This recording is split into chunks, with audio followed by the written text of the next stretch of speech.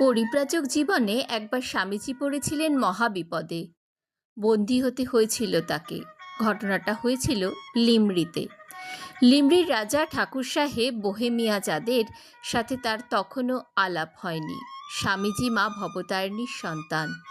এক এক সময় মনে হয় মা তাকে অনেক বেশি ভালোবাসেন অন্য সন্তানদের থেকে। এই ঠাকুরই কত কষ্ট করেছেন মায়ের জন্য। নিজের গলায় খাড়ার কোপ দিতে গেছেন মাকে একবার দর্শন করার জন্য। কিন্তু স্বামীজি তপস্যা করার আগেই মায়ের দেখা পেয়েছেন। সেই মঙ্গলবারের রাত ঠাকুর বলেছিলেন, আজ দিনটা ভালো, মায়ের কাছে যা চাইবি তাই পাবি। স্বামীজি তখন নরেন্দ্রনাথ দত্ত। খুব অভাবে পড়েছেন।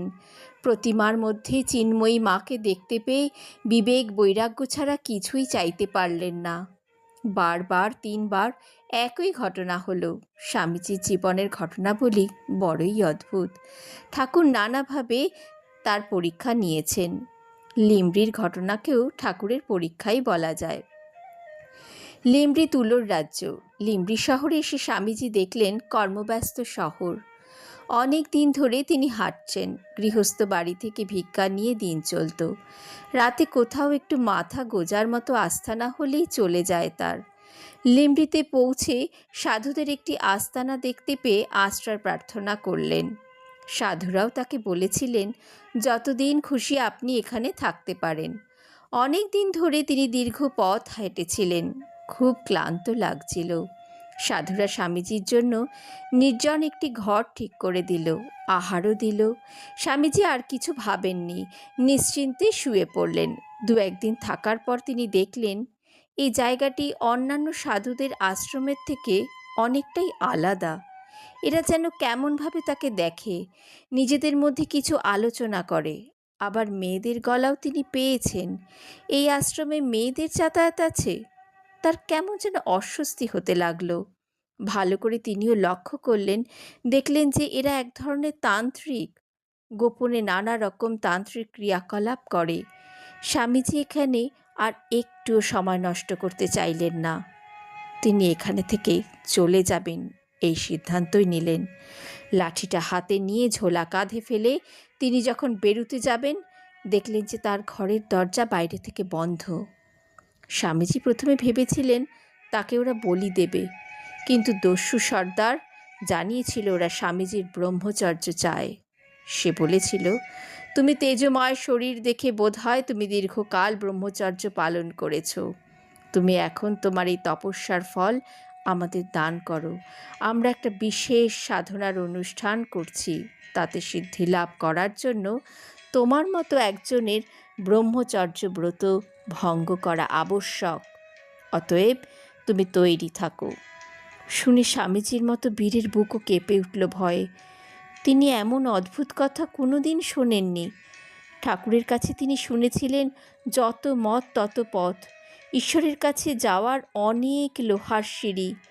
কেউ কাঠের সিঁড়িতেও ওঠে, কেউ বা চুন সিরকির সিঁড়ি ব্যবহার করছে, কেউ আবার ওস্তাদি করে বাঁশের সিঁড়ি দিয়ে ওঠার চেষ্টাও করেছে। পড়ে গেলে হাত পা ভাঙতে পারে, তাই এমন সিঁড়ি দিয়ে উঠতে হবে যেখান দিয়ে পড়ার সম্ভাবনা নেই। ঈশ্বরের কাছে পৌঁছতে হলে ভালো সঠিক পথটাই ধরতে হবে। যাদের হাতে তিনি বন্দী তারাও ঈশ্বরের কাছে যেতে চাইছে, কিন্তু এ পথ যে সঠিক পথ নয়। কাঁচা বাঁশের সিঁড়ি, যে কোনো মুহূর্তে পতন হতে পারে। ঠাকুর সবসময় চাইতেন সবাই সঠিক পথ ধরে এগুবে।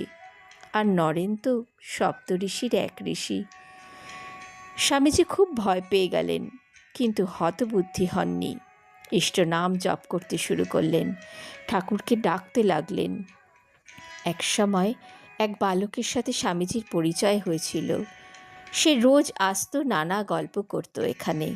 সেই ছেলেটির আসা যাওয়া নিয়ে সেই দুর্বৃত্তরা কোনোদিন কোনো আপত্তি করেনি। স্বামীজি তাকে জানালেন যে তিনি বন্দী। বালক জিজ্ঞাসা করল, আমি কি আপনাকে সাহায্য করতে পারি? স্বামীজি বললেন, হ্যাঁ, তুমিই পারবে। ঘরের চারদিকে নজর বোলাতে তিনি হাঁড়ির ভাঙা অংশ দেখতে পেলেন। আর ছিল কাঠকয়লা। স্বামীজি সেই হাঁড়িতে কাঠকয়লা দিয়ে সংক্ষেপে নিজের উদ্ধারের প্রার্থনা জানালেন। বালককে বললেন সোজা রাজবাড়িতে গিয়ে রাজার হাতে দিতে। বুদ্ধিমান ছেলেটি মাথা নেড়ে এক ছুট দিল। স্বামীজি জানলা দিয়ে তার ধাবমান শরীরের দিকে তাকিয়ে রইলেন। মনে সংশয় হলো, ছেলেটি কি পারবে রাজার হাতে তুলে দিতে? ছেলেটি রাজসভায় প্রবেশ করে রাজার হাতে দিল সেই খোলামকুচি। মনে হয় স্বামীজি ইংরেজিতে লিখে দিয়েছিলেন। রাজামশাই সঙ্গে সঙ্গে ব্যবস্থা নিলেন। স্বামীজিকে উদ্ধার করে প্রাসাদে নিয়ে আসলেন। সেই তান্ত্রিকদের শাস্তির ব্যবস্থাও করলেন। দুঃখ লাগে এই ভেবে যে সেই বালকটিকে আর কোথাও খুঁজে পাওয়া গেল না।